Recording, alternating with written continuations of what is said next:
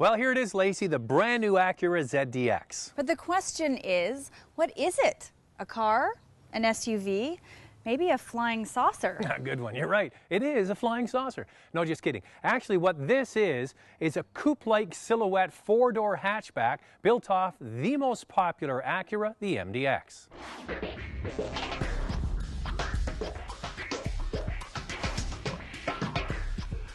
This is the newest trend in the auto industry, to call a vehicle with four doors and a cropped roof a coupe.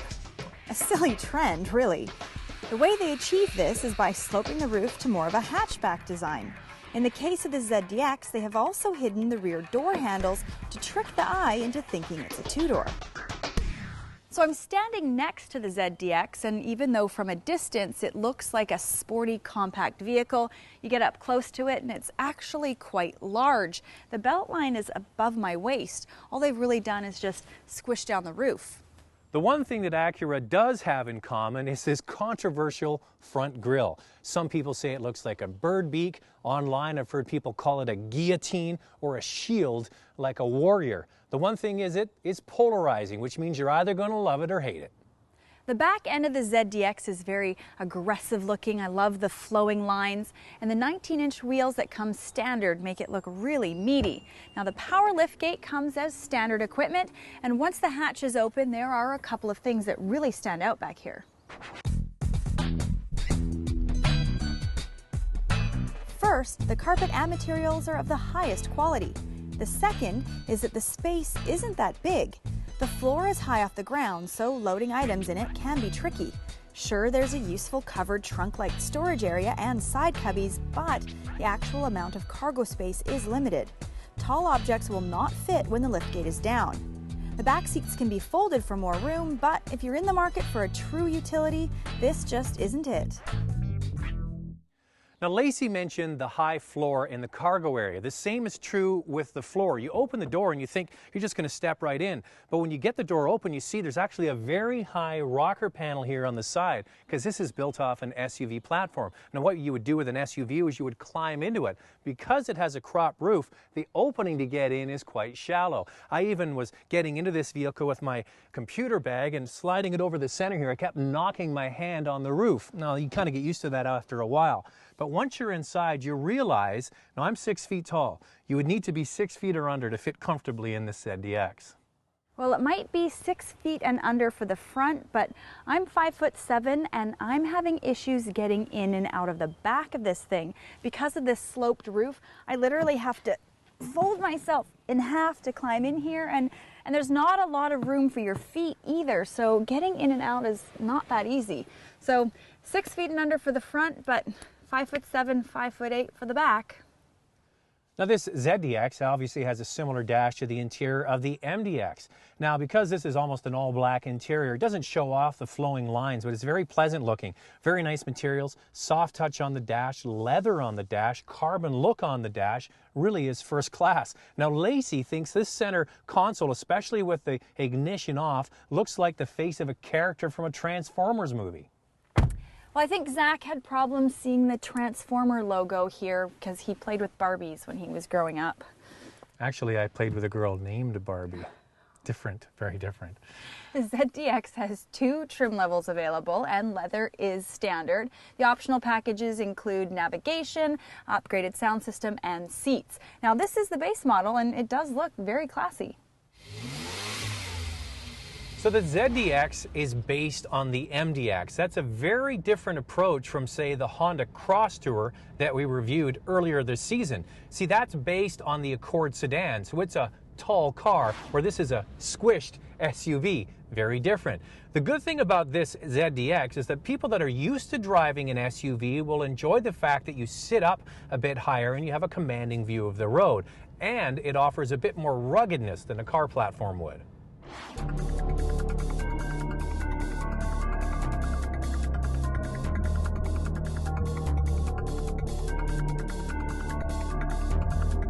Acura includes their super handling all-wheel drive as standard equipment, so there is a level of confidence in winter driving conditions, and handling is sure-footed through the corners. The problem I have is with the steering. The cockpit feels like a sporty car, but the steering is more SUV-like. the steering ratio isn't responsive. So entering a corner, there really needs to be more input than one would initially think. Really, what Acura has achieved here is a big all-wheel drive hatchback with very edgy styling for buyers who want something different. But I don't get this vehicle. Here's the thing. If you want an Acura that has funky styling, has a conventional trunk, it has tons of power, amazing handling, all-wheel drive, get the new Acura TL. And here's the rub. A fully loaded Acura TL is over $7,000 cheaper than the base model of this ZDX. Like I said, I don't get it.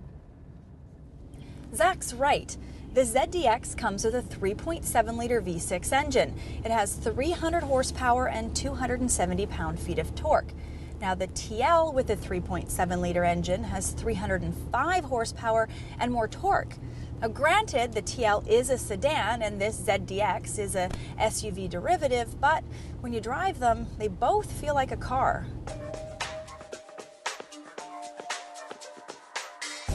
One advantage of the ZDX is ground clearance for going through snow or up to the cottage on the weekend. It can ride over rougher roads, but when it does, the true SUV roots show the ruggedness of the ZDX compared to a car.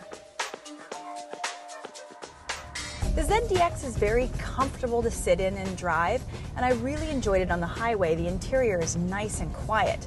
My one complaint, though, is the limited visibility. Not only out the back, but also through the side.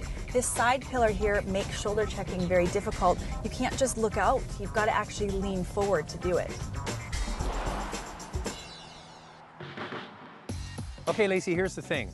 The Acura ZDX starts at roughly $56,000. That's big money for a vehicle that has, one, limited backseat room, limited cargo space. So, would you recommend it to people? Well, Zach, I'll tell you about that in just a minute, but first of all, let me tell you what I like about this vehicle. The driver's seat is very comfortable. The interior is nice and quiet.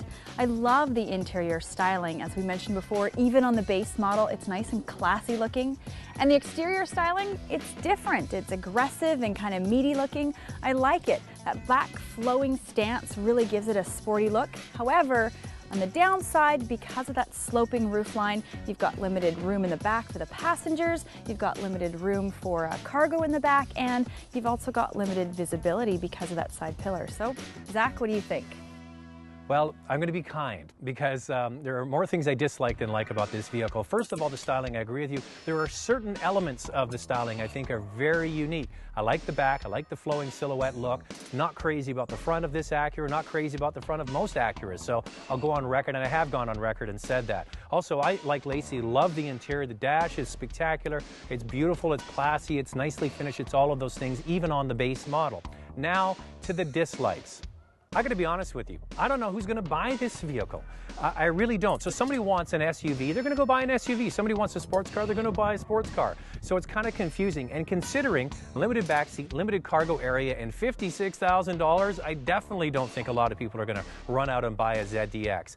If you want a funky-looking crossover vehicle, the Crosstour I think does a better job. Beautiful inside, V6 engine, all-wheel drive, and about $15,000 less.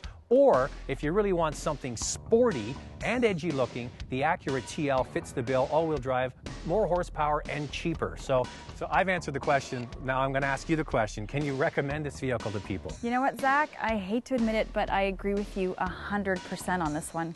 High five on that, sister. Yeah, Barbie.